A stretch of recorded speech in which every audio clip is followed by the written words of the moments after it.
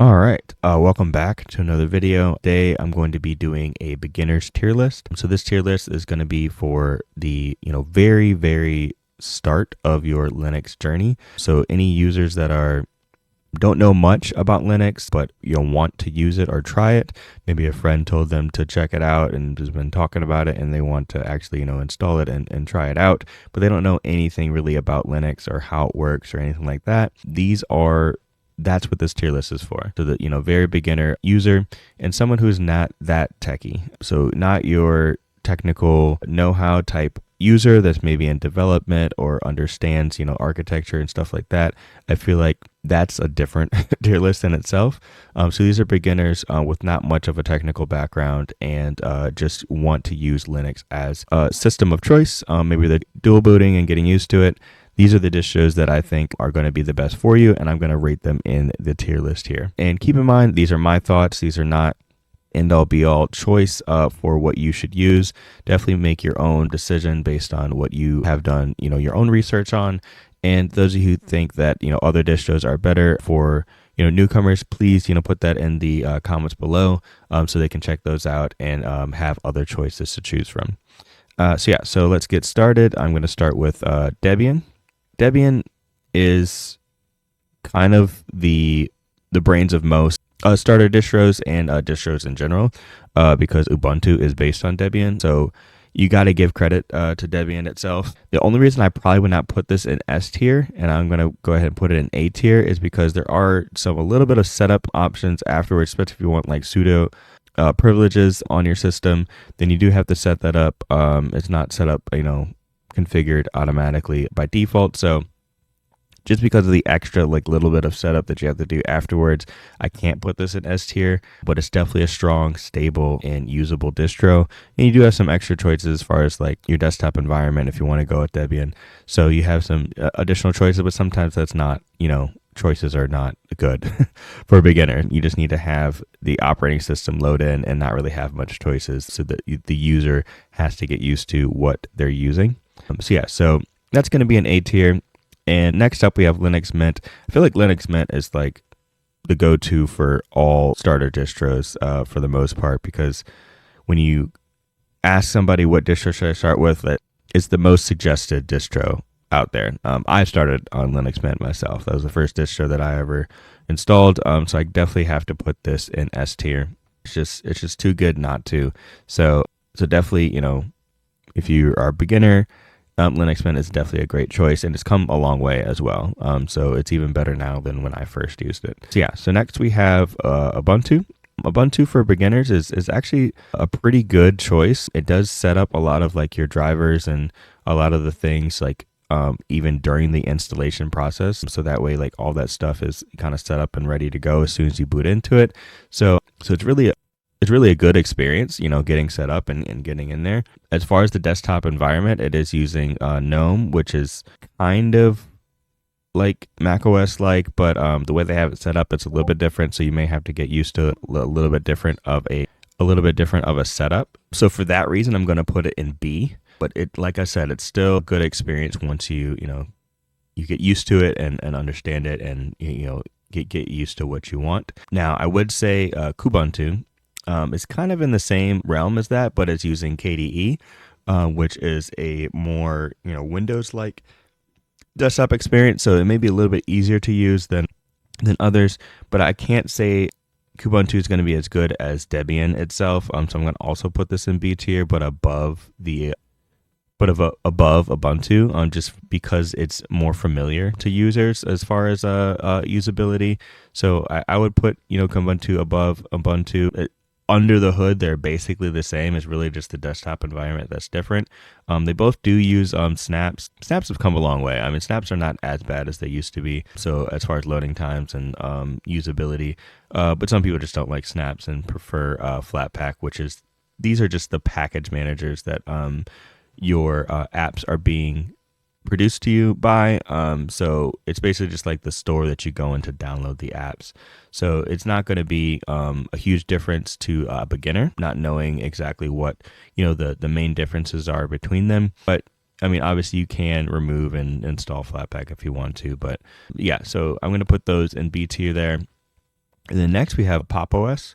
Pop! OS is really good. I think Pop! OS is up there. They do have great NVIDIA support and always have for a long time. So I definitely think that's a good plus. And then as far as like the desktop environment, did just launch their Cosmic and stable, so you can now download Pop! OS with Cosmic desktop on there. But I feel like Cosmic is not quite there yet still. There are some little things here and there that are just aren't polished out, but overall it's a good operating system and pretty easy to use and set up and everything. But for that reason, I'm going to put it in an A. Just because of the desktop environment, it to me is not as polished and fleshed out as some other ones that may be a better fit for a new user. All right, so next up we have Zorin OS. Zorin OS is actually really great. I've been kind of following it a little bit more since my last video because I did not include it in that video for the daily driver, but I do think it does hold some value there as far as a beginner distro because it's really easy to get started and set up and has a great explainer option in the beginning, kind of explaining how the operating system works, setting some things up for you. And it has a lot of extra tools in place, even the ability to install exe files just by double clicking the exe file in your file explorer, or it'll actually prompt you to install it through a Linux package system if it's available. So I think that for that, coming from Windows and going into Linux, having the ease of use of just still downloading things the way you would have downloaded them before and not being put in a position where you just don't know what's happening. This kind of has fail safes in place for you. So for that reason, I'm actually going to put this in S. I think it's up there with Linux Mint as far as just usability and just the tools they put in place to make things easy for a new user. I think Zorin is definitely up there. All right, so next we have PikaOS. PikaOS is a Debian-based distro. Is more focused on gaming, but can be used as a full desktop environment as well. And it's one of the only ones up here that you can really get into window managers. So if you want to have a window manager and you're new to Linux, this is kind of a good way to kind of get in there. They have Hyperland and Neri options to be able to be installed, and they still have KDE and GNOME as well. If you want a more traditional desktop experience. But this one is actually using Debian SID, which is the more up-to-date packages. So if you do have an NVIDIA card and drivers and stuff like that, you're going to have a better experience with this, especially for gaming. I'm going to actually put this one in A tier. And the fact that you can get into some of the window managers and stuff like that, I think it's definitely a plus and they're already, pre-configured and ready to and have consistent updates and stuff through their channels, and their setup guide and everything as far as getting everything set up is really good and easy to use. So I definitely think PikaOS is in the top side of things, so we're going to put that in A tier. And then we have Fedora. So Fedora, we're moving out of the Debian side of things and now we're in the Fedora side. So Fedora, I believe, is probably going to be an A or B tier. I can't put it in an S tier because just like Debian, you may have to set up some extra drivers and stuff like that after it's installed. It does kind of help you through it a little bit, but not as much as some other distros would out of the box. But if you do have AMD, it's pretty flawless and getting in there. So I'm probably going to put this in A tier as well. But overall, Fedora is just a solid system. Updates are really easy. It explains everything, asks you to reboot when you need to reboot, and the whole system is just very fluid, and you'll be used to the way it works if you come from Windows and stuff like that. So I think Fedora definitely deserves to be an A tier. And then after that we have Ultramarine, and Ultramarine I think is definitely a undervalued distro because it's Fedora, but it has a lot of those drivers and stuff pre-installed and have NVIDIA version ISO that you can install, and all that kind of stuff is out of the way. So as far as getting up and running on a Fedora, and it's basically just bare bones Fedora, there's really not a lot of extra things on top of that, but it just gets all those drivers set up and all the other things that you want to get set up as a beginner is already set up pre-installed on the distro. So I definitely feel like Ultramarine is up there in, I honestly want to say S tier when it comes to beginner distros, especially in the Fedora world. So I'm actually going to put it up here. I definitely suggest using that as a beginner distro. It just feels feels natural. Everything just feels natural in Ultramarine. So I think they need to get a little bit more credit for what they're doing over there. And then next we have Bazzite. I have a special place in my heart for Bazzite. I feel like it has made, especially Linux gaming, a thing. Like, it's so easy to get set up for gaming with Bazzite, and you can use it as a full desktop experience, so you don't have to, load into the, Steam Big Picture mode and all that. So Bazzite just does an amazing job and has everything, pretty much set up for you out of the box, and is rock solid and stable. So I'm definitely going to put Bazzite in S tier as well.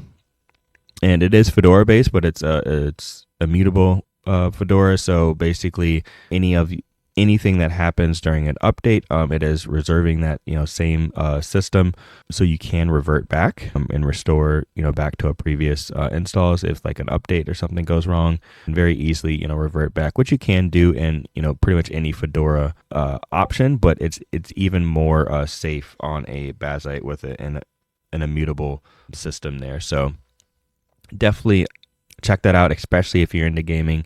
I feel like Bazzite is kind of like the go-to when it comes to the gaming for new and beginner Linux users. And you can either use GNOME or KDE, but I feel like the KDE is probably the better way to go, especially if you're coming from Windows.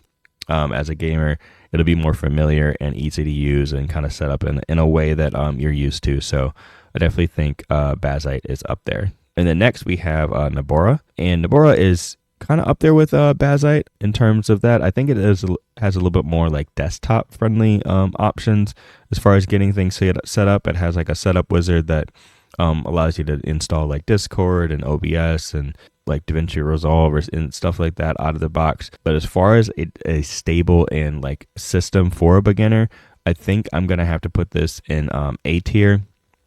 It's not quite up there like Bazzite is for stability and just ease of use and as a whole, but it's definitely a great distro, especially for gaming and for everyday use as well. Nobara definitely deserves to be up there as well. And then so we're getting out of the Fedora based distros there and hopping into Arch, and I don't have Arch itself on here only because just installing it is a little bit more than a beginner should do or know how to do, especially if they're not super techy. If you want to know Linux from the ground up, starting with Arch might actually be the best way. But this particular, tier list is not based on someone who's, tech savvy or is probably going to want to know all the ins and outs of how their, computer's being set up. So I'm not going to put Arch on the list, but I do have some Arch based distros that, have made the list as far as beginner friendly. The first one is Garuda. Garuda is another gaming distro that, has a lot of like GUI front end type things that you can set up things and configure things and do it in a way where it's visual and you don't have to hop in your terminal for a lot of those things. And they make it easy with their, I think it's called Rainy. I want to say it's called. It's a program that they have in there that you can set up a lot of different things, get a lot of different packages installed and different dependencies and stuff that you need to be able to run certain games and whatnot. So they do a great job at that. So it's kind of the Arch version of Nobara. So I'm going to put that up here in the A tier section for beginners. But I do feel like down the road, you probably will have to go into the terminal or something like Garuda. You can do most things from the Rainy. I'm honestly going to have to put this in B tier, but above these other two, just because you probably will have some terminal use. It's not going to be a clean cut and just, fully easy experience because it is, Arch based and you are going to have to use the terminal just a little bit. Most things you can do, like I said, updating and doing a lot of the other actions within that program that they have pre-installed. But because of terminal use, I'm going to have to put this in B. And then next we have Cachyos. And I put Cachyos in here only because if you want to go with Arch you want that to be your beginning distro, I think Cachyos is the best distro for you. And I say that because their defaults are really good. They have a lot of optimization and a lot of things already set up for you, performance-wise, just the speed of the system. Great for gaming, great for everyday use. You will have to use the terminal for a lot of things. Doesn't have a lot of like GUI front ends and stuff like that you can use. They did just create a package manager GUI, so you can actually install packages from a visual front end application. So it is getting up there, as far as that goes. But I probably would put this one also in B. But if you want to go with Arch based, I think this is a great option for you. And then next we have Manjaro. Manjaro has its ups and downs as far as like just its credibility and its reputation, just because of some things that happened in the past as far as like updates and stuff, breaking, or the AUR, breaking on it and stuff like that. But overall, I think it is still a solid distro. And I used Manjaro quite a few times in my distro hopping days, and I feel like Manjaro, especially for like laptops, is great. Like it has a lot of the drivers and stuff, pre set up, and just the experience on most devices. It does a great job at getting it set up for all different types of configurations for different machines. So for that reason, I am going to put it in A tier, but it's not quite S tier in my opinion, just because of some things that like I've had issues with it myself in the past as far as things like breaking or not working correctly. But overall, it is a really good experience, and it gives you kind of your foot in the door with bleeding edge packages, and having that Arch based distro without having to go completely in the weeds with Arch. So I'm gonna put that in A tier, and I know I'm gonna get some flack for having Cachyos below Manjaro. But we got to understand that this tier list is for beginners and non-techy beginners. If you have some technical know-how and a little bit of knowledge, then Cachyos is probably going to be a better choice than Manjaro overall. But for beginners getting into it, I think Manjaro kind of takes the cake on that one. All right, and so last we have OpenSUSE. So OpenSUSE is a little bit of an interesting one. They do have OpenSUSE Tumbleweed, which is rolling distro, which is going to have the more up-to-date packages. I will say that their system though is a little bit weird as far as using like YAST and updates and things like that. It's not going to be as familiar, and it's not going to have. And as for like troubleshooting goes, a lot of your troubleshooting that you're going to experience in the very beginning of your Linux journey, a lot of the troubleshooting things you're going to have like apt and Debian based suggestions and forums and stuff like that. So you might be a little bit lost in trying to figure out something on OpenSUSE. So yeah, so I'm going to put that one in C. I don't feel like it really reaches as far as ease of use and compatibility and all those things like these other ones do. So I'm going to have to put that one, in C. But overall, any of these distros is honestly a decent choice to, go with. But as you can see here, these one in S tier, I think, are the go-to ones. Linux Mint, Zorin OS for Debian-based distros that you want to get into Linux. And they're super easy to use, and they'll be more of an experience that you're used to, especially coming from Windows. They're coming from there, and then we have the Ultramarine version, which is basically Fedora but just already set up. Essentially, that's what you have for your Ultramarine, and then we have for the gamers just download Bazzite. If you're using Linux specifically to game majority of the time, and just use the desktop for everyday just basic usage for web browsing and stuff like that, Bazzite is probably one of your best options out there. So yeah, so that is the full tier list of everything. And if you have any questions, definitely feel free to join the Discord and ask me some questions, or in my community and everything, or you can just drop a comment below. But otherwise, if you've enjoyed my content, please consider liking and subscribing. If you want to support me to be able to continue my passion and keep doing this and reach a full-time status within YouTube, definitely consider supporting me by either joining the membership YouTube or Patreon, which will be in the description below, or you can tip me or join my membership through Kofi, which I have the link in the description as well. But other than that, I will catch you guys in the next one. Peace.